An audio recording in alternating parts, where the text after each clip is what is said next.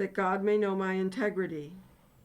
If my step is turned from the way, or my heart walked after my eyes, or if any spot adheres to my hands, then let me sow and another eat. Yes, let my harvest be rooted out. If my heart has been enticed by a woman, or if I have lurked at my neighbor's door, then let my wife grind down for another, and let the others bow down over her. For that would be wickedness. Yes, it would be iniquity deserving of judgment. For that would be a fire that consumes to destruction and would root out all my increase. We'll conclude our reading at this point, the book of Job, chapter 31, verse 11. You've been listening to... The following program is intended for listeners who are blind, have low vision, or have another print disability, which makes reading, holding a book, or turning a page difficult or impossible. The content is copyrighted by the respective publishers. For more information, please visit us on the web at nfradioreading.org. Hello, this is Elizabeth Ortel, and for the next half hour, I'll be reading from the Wednesday, August 5th issue of the Challenger Community News on the Niagara Frontier Radio Reading Service. Unveiling Historic Portrait. Community leaders, colleagues, and supporters recently reserved their attendance to witness the official unveiling of the official Corporation Council portrait for Kevette A. Chambers, Esquire, presented by His Honor Mayor Sean M. Ryan. This unveiling carries immense historical weight, noted Richard Blanc of Blanc Photography, who took the photo of Attorney Chambers. And this photo that I'm looking at of Attorney Chambers, she has a lovely white dress on with a few layers of pearls and a beautiful, what looks like a ruby pin in the shape maybe of a flower.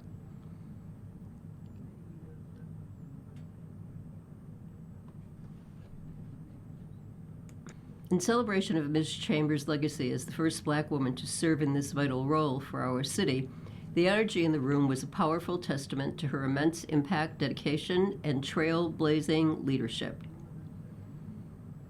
It was an honor to be behind the lens to capture the smiles, the history, and the profound legacy preserved in this portrait.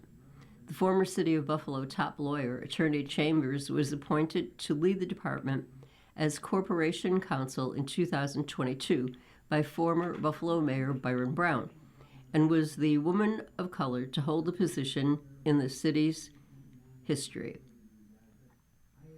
Over 100 supporters reportedly attended the historic event on July 2nd. My story, however, did not begin in hallways of Buffalo City Hall, wrote Attorney Chambers in her post. I am an immigrant from the island of Jamaica, a graduate of the Buffalo Public School System and the State University of New York. I was raised by a single mother. I was a teen mom, a woman who once relied on public assistance. I am a child of God, an overcomer. Each chapter informs how I lead, how I serve, and how I show up for this community.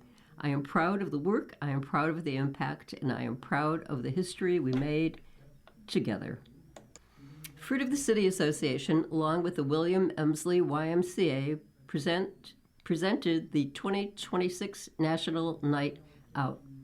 On Tuesday, August 4th, they had an event from 5 to 8 p.m. at the William Emsley Family YMCA at 585 William Street in the Fruit of the City. This year's motto was Bridging the Gap from Yesterday's Past to Today's Now and to Tomorrow's Future. Community members were asked to please bring a dish that they could pass and their lawn chairs. Some of the activities included games, bingo, voters registration, informational vendors, basketball, park, playground activities, prayer outreach, bike helmets, children registration, protection and safety education.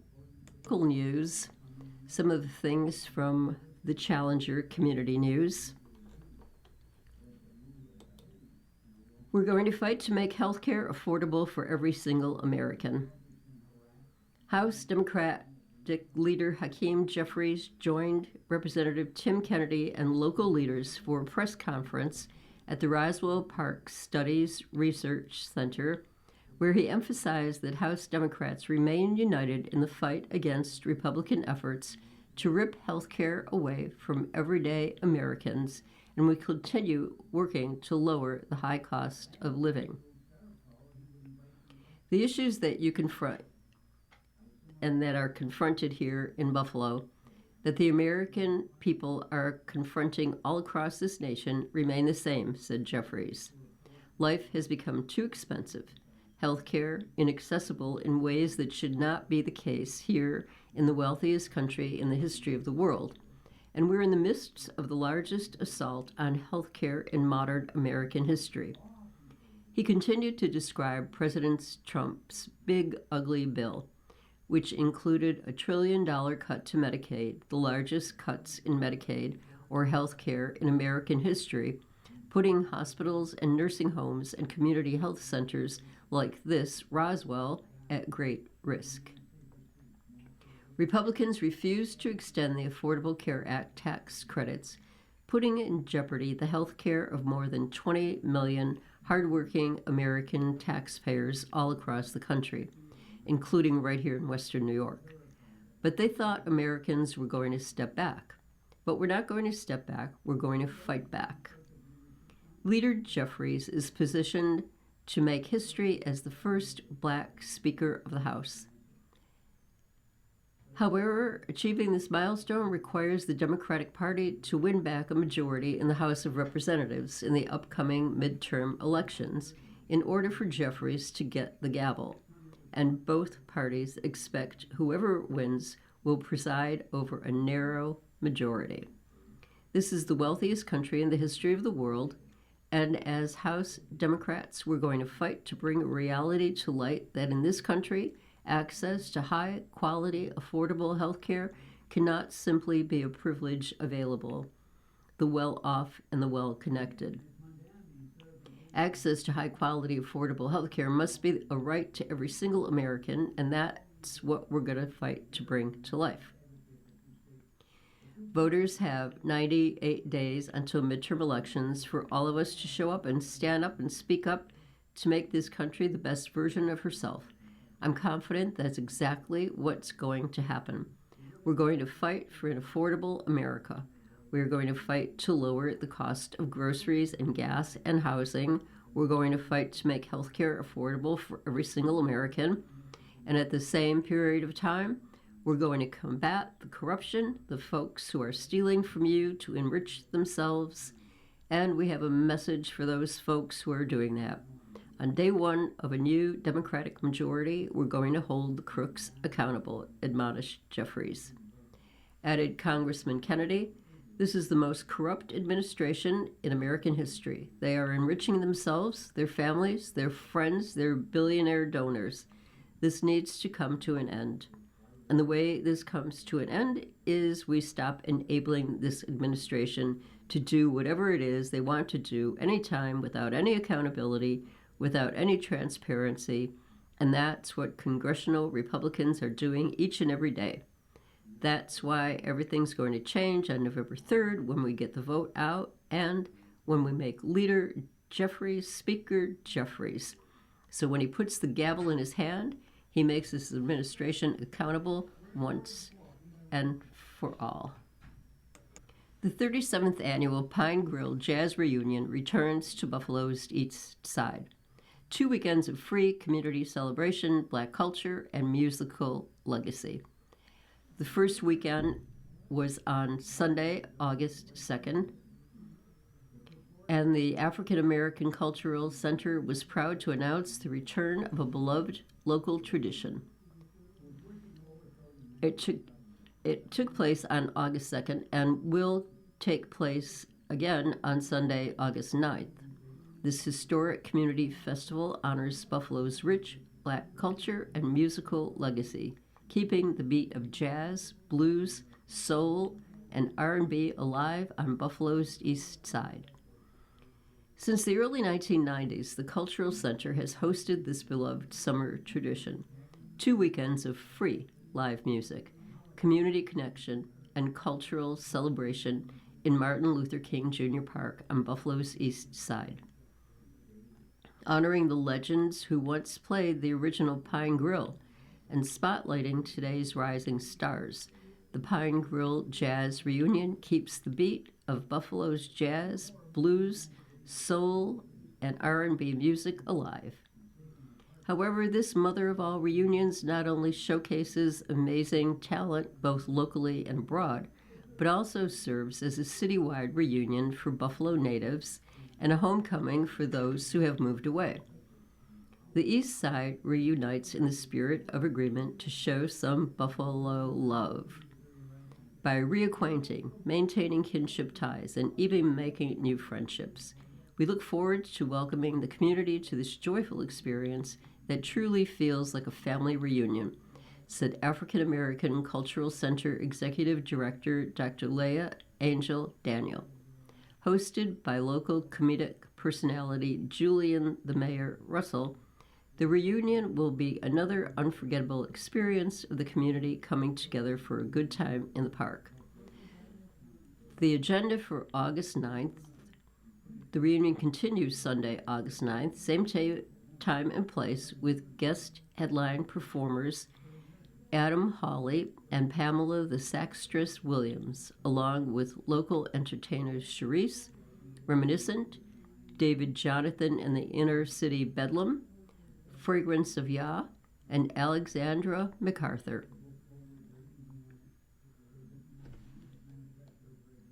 In another article from the Challenger Community News, National Grid Foundation is providing a $428,600 grant to Buffalo Go Green Incorporated for the development of its new Pathways 360 program.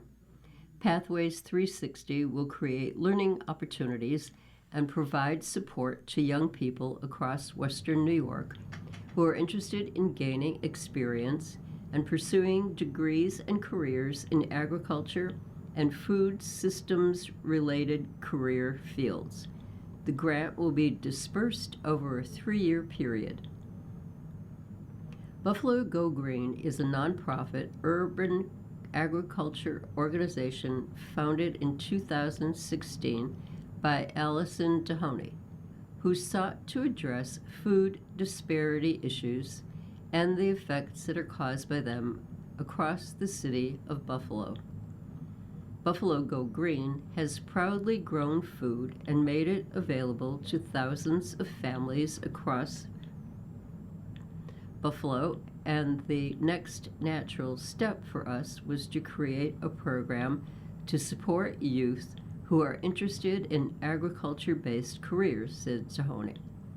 Thanks to the support from National Grid Foundation, we'll now be able to develop, dedicate staff, and work with high school students to help them achieve their goals. Pathways 360 will equip 30 to 36 high schoolers with hands-on training in soil farming, hydroponics, vertical growing, and apiary skills, build career pipelines, and nourish the community, support the ambitious goal of producing and distributing 1.9 million pounds of fresh food.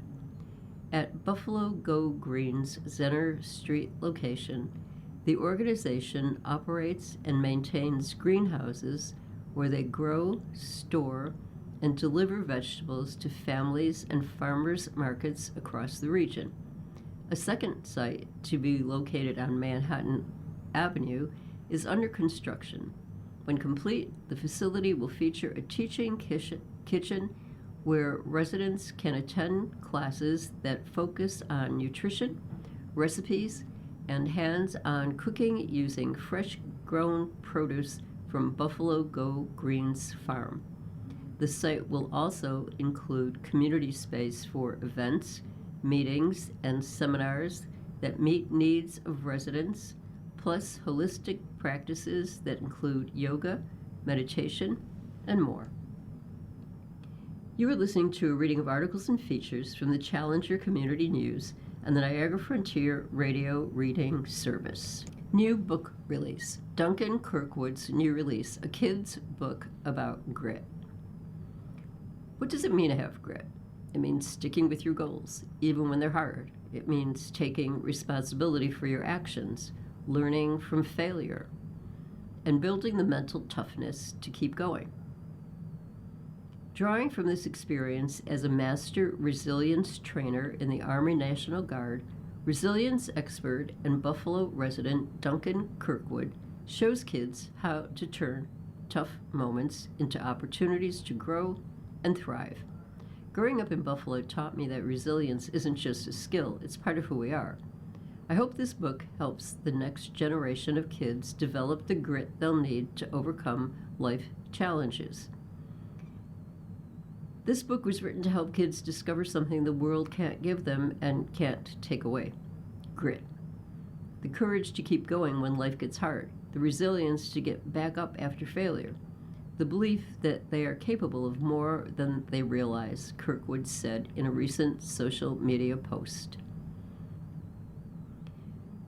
Duncan wrote a kid's book about grit to help kids aged 5 to 9 learn to navigate life's challenges and persevere through setbacks, tackling important discourse together.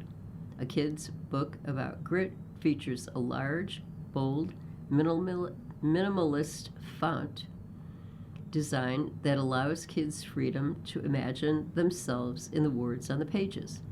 My hope is that this book helps families start conversations about resilience and reminds kids that they are capable of hard things. Another popular article from the Challenger, setting the record straight for the Push-Up King. The correct record-breaking number is 1,776 push-ups on Independence Day.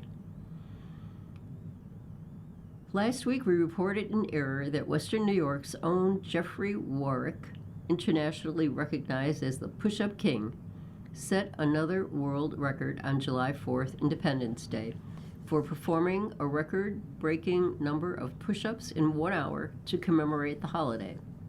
The correct number he performed was 1,776 push-ups in 60 minutes before a host of supporters and spectators at the Dr. Bennett W. Smith Family Life Center, sponsored by the Buffalo Black Billion Organization. Jeffrey, an accomplished martial artist and athlete who currently holds multiple Guinness World Records in various push-up categories, including the remarkable 24-hour push-up record of 46,400 push-ups. He also holds the world record for consecutive one-arm, one-finger push-ups, completing an astonishing 130 repetitions. It all began in 1982 when Jeffrey Warwick beat the Guinness Book of World Records for push-ups at the 6th annual Juneteenth Festival, where Warwick performed 9,124 push-ups in 3 hours and 22 minutes. His record-breaking feat, captured by Challenger photographer and community ambassador Brother Simba, is shown in this article. The Challenger has been following his career ever since. Congratulations. In the health section of the Challenger, understanding vitiligo, a serious disease with real consequences. As a registered nurse and chair of the National Action Network Health Committee, I work every day to promote equity in healthcare and to ensure that everyone has access to the treatments they need, regardless of their color of their skin or zip code.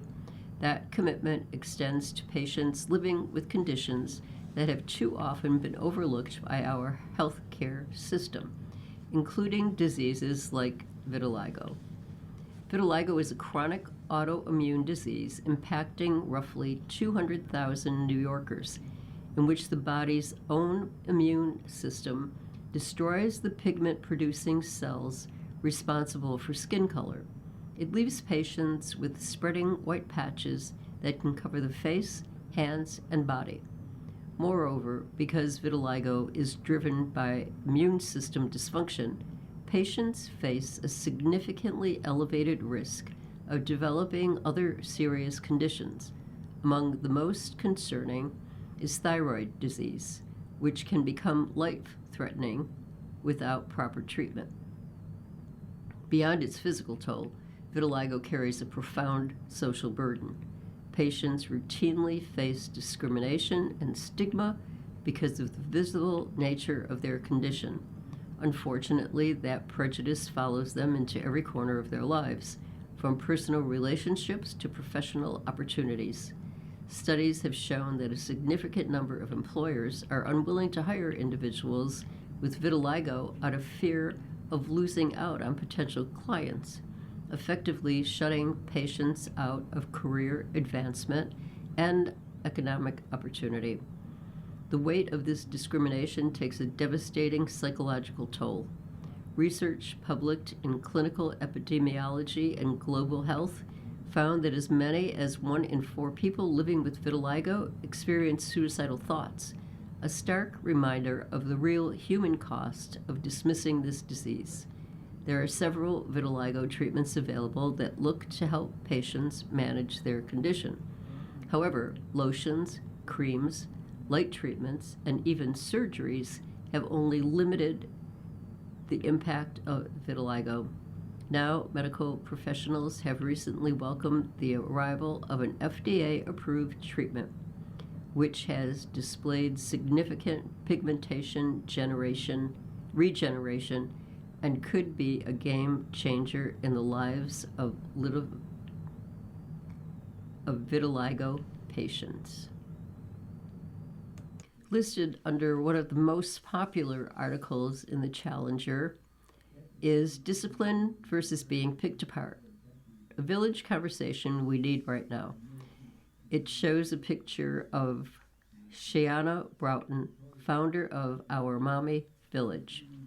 Phew! I've been busy with new mamas, babies, and families so far this summer, graduating another brilliant cohort of doulas, and patiently counting down the days until the arrival of my first grandson next month. I can't even tell you how excited we are to welcome this new being into our village. We love him and his parents so much already. And maybe that's why this reflection feels timely. How we raise our children and what we call discipline. There is a world of difference between discipline and being picked apart. One builds a child, the other breaks them down piece by piece. Yet in our communities, right here in Buffalo, in our villages, we often blur the lines. We want the best for our children, so we fuss, we correct, we comment on every move. We call it preparing them for the world. But psychology and lived experience tell us something different. Being picked apart doesn't teach resilience, it teaches self-doubt. It teaches a child to scan the room for disapproval before they scan their own spirit for direction. Over time, constant criticism becomes the soundtrack of their identity. They grow up believing they are always one mistake away from losing love. That's not discipline, that's erosion. True discipline is rooted in connection. It's guidance, structure, and accountability delivered with presence. It says, I'm here with you while you learn. It doesn't require humiliation. It doesn't require nitpicking. It doesn't require turning every moment into a correction. Children thrive when they feel seen, not scrutinized. And many of us were raised on picking apart. We survived it, but survival is not the same as thriving. We deserved better, and our children do too. Balance is best. Connection over correction is not a slogan, it's a strategy for raising whole humans. When children feel connected, they listen. When they feel valued, they grow. When they feel safe, they become themselves fully, boldly, and beautifully. As we prepare to welcome new babies, including my grandson, into this world, our village is expanding its commitment to leadership, learning, and generational change. The Voices section of the Challenger. Dear Editor, I want to address recent public statements suggesting that the Buffalo Board of Education acted in defiance of correspondence from the New York State Commissioner of Education regarding the appointment process for the vacant North District Board seat by Dr. Kathy Evans Brown. That characterization is simply inaccurate. Consistent with Section 2553 of the Education Law, requires the board to fill the vacancy. Such vacancy shall be filled by a majority vote of the remaining members of the Board of Education within 30 days of the date when such vacancy shall have occurred. The Board of Education began its appointment process well before the mayor's July 19, 2026 letter to the commissioner calling for the department to prevent the board from filling the vacancy. The first notice of vacancy for application went out in the Buffalo News for the public on June 30th, 2026, and closed on July 13th, 2026, and 6 qualified individuals submitted applications for consideration. In keeping with our commitment to openness and public accountability, all candidate interviews were scheduled to be conducted in a public meeting and televised for the community to observe on July 20th, 26. Beginning at 9 a.m. in the boardroom of City Hall, the board did not receive correspondence from the commissioner on this matter until 1 p.m. on July 20th, 2026, after the interview process was already underway. Following receipt of the commissioner's correspondence, I spoke directly with the Commissioner of Education regarding the circumstances facing Buffalo Public Schools. Our discussion included the significant leadership challenges currently confronting the district, including the recent resignation of the superintendent, allegations against a sitting board member, and the need to maintain stable governance during this period of transition. Following my conversation with the commissioner, I understood that the board could proceed with its established process and its legal responsibility to fill the vacancy. Accordingly, the board continued the process that had already been initiated to fulfill its responsibility to ensure that the residents of the North District have full representation on the Board of Education. I also note that if the board failed to comply with its legal responsibility to fill the vacancy by July 24th, 2026, the education law would have authorized the mayor to do so.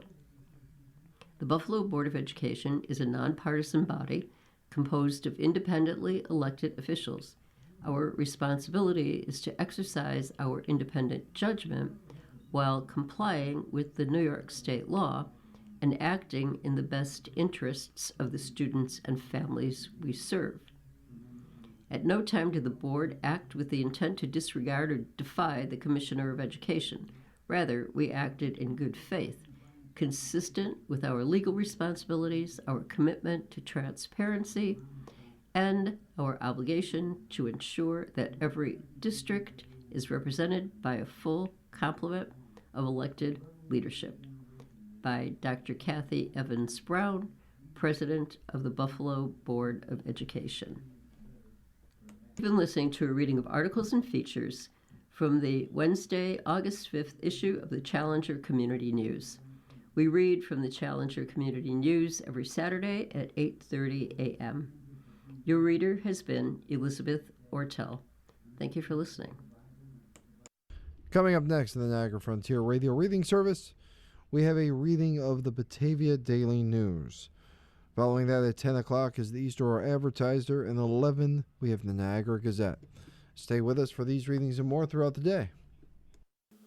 You're listening to the Niagara Frontier Radio Reading Service. Our volunteer radio readers broadcast daily readings of printed matter to our listeners who are blind or have a print disability throughout Western New York and Southern Ontario's Niagara Peninsula. The Niagara Frontier Radio Reading Service has brought nearly 40 years and more than 300,000 hours of radio readings to those without sight. Our broadcast signal is provided at no charge by WNED. For more information, call us at 716-821-5555.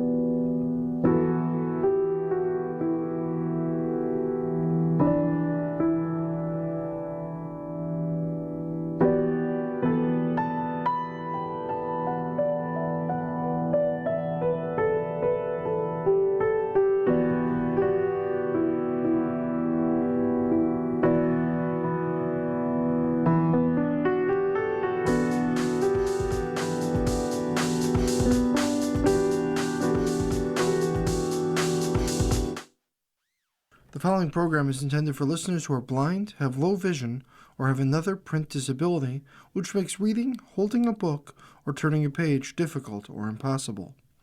The content is copyrighted by the respective publishers. For more information, please visit us on the web at nfradioreading.org.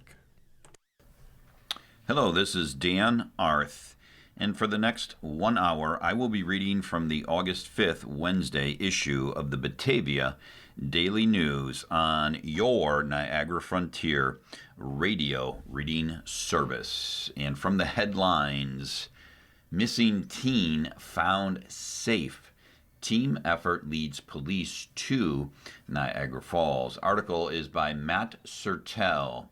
A missing teen has been located safely in Niagara Falls, Albion, police said. Police issued an alert Sunday for Alexandria M. Ledger, 17, who had not been